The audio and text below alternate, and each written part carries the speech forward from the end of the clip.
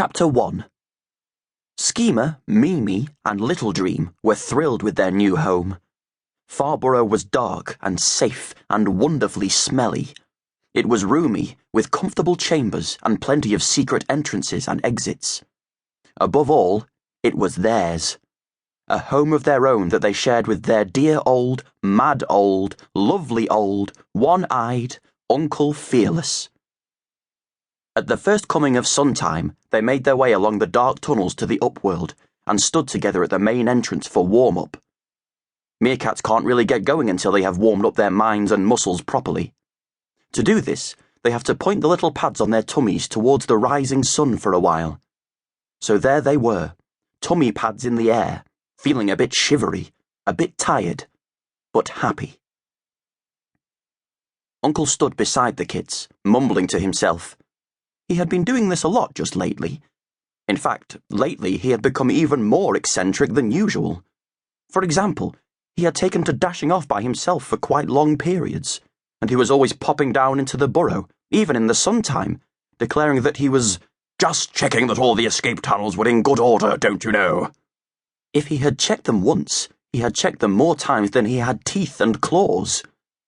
And now here he was, mumbling to himself. Get a grip, Fearless. Whoop whoop now. Not so much shilly-shallying, you fool. Get in there before it's too late. Just pop the question before she dashes off again, what? What is he muttering about? Whispered Mimi to Little Dream. Before she dashes off again?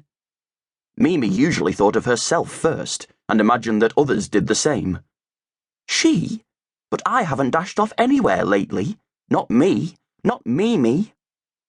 Little Dream said nothing. He still hadn't woken up properly. Uncle began to lick his paw and slick back his whiskers. Yum. Quite honestly, Fearless old boy, you're not looking too bad for an old battler, he said aloud. You may be a bit bent and bashed up in places, but you've got your health and strength. So get on with it, laddie. Pounce before the beetle buries itself, as they say. Mimi's big brother, Skeema, pricked up his ears and looked sideways at Uncle. Being rather keen on plans and schemes himself, he too was curious to know what Fearless was up to. Pounce, eh? Thought Skeema. Old battler. I wonder if he's planning to have a fight with another meerkat mob. Purr. Perhaps he's found out that the Ruddertails are planning another attack on Whybrow. For several suntimes now, Uncle had been exercising furiously. He had taken to doing press-ups and making energetic sprints to and from a nearby shepherd tree. He would come back, all breathless and fluttery, running his paws over his face and arms to smooth them, and looking down to see if his fat tummy had got any smaller. Now and then, he would throw himself on his back and kick all his legs in the air, making strange yip-yip-wee noises, and shouting, I'm all yours, come and get me. He did a lot of waggling his eyebrows and clacking his teeth. Skeema felt pretty sure that he was getting himself fit for a scrap.